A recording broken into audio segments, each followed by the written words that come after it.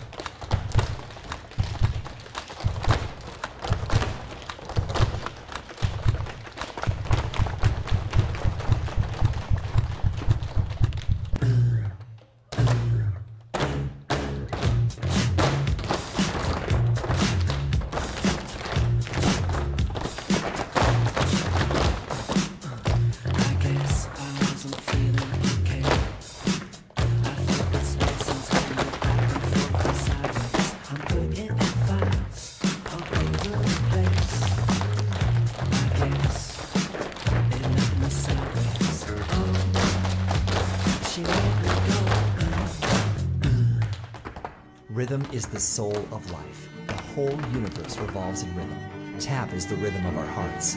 Tap is the rhythm of our souls. Tap is the music we hear from inside of us.